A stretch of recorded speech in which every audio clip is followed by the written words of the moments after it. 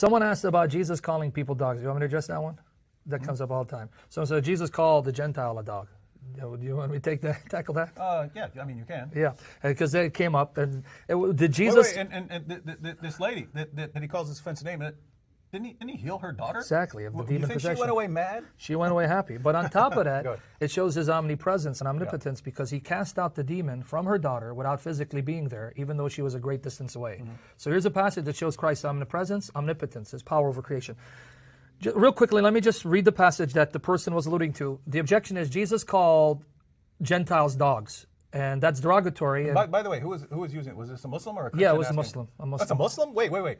Your book calls Jews and Christians the worst of creatures? I'm really surprised. Worst of creatures, and you're complaining. Okay. Yeah, because they brought up, but I want to help the Christians here. Let me read it, Matthew 15, 26, 27. He replied, "It is not right to take the children's bread and toss it to the dogs." "Yes, it is, Lord," she said. "Even the dogs eat the crumbs that fall from their master's table." And I want you to catch where these dogs are. Let me repeat the response. "Yes, it is, Lord," she said. "Even the dogs eat the crumbs that fall from their master's table." Number one, this is not something I made up. This is something in Scripture. There are actually two different words for dogs.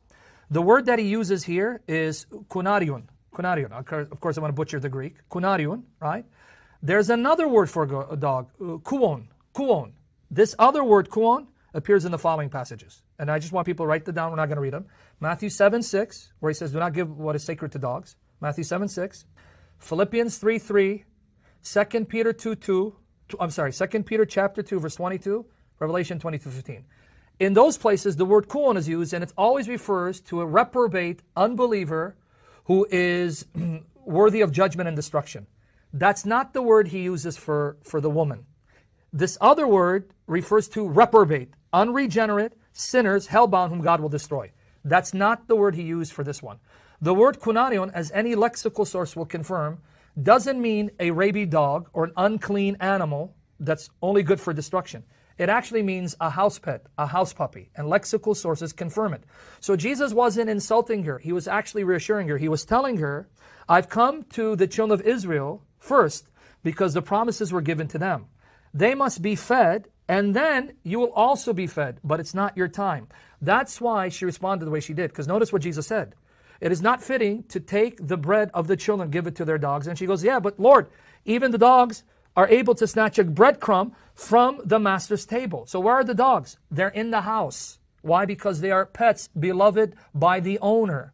So they're not some stray animals, stray dogs, who are good for nothing but destruction. And ironically, I think this Muslim is viewing the term dog through the lenses of Muhammad, because it's Muhammad who hated dogs and had them killed, had them butchered. And you have a video on that, don't you? One of the series. It's in one of your series. I have multiple videos.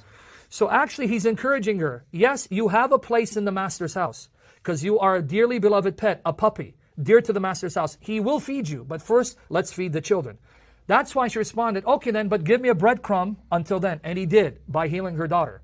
That term, house pet or puppy, is no more offensive than when Jesus, earlier in the chapter, in Matthew 15:24, said to the children of Israel, about the children of Israel, they're lost sheep. Notice the metaphor he uses for Israel is sheep.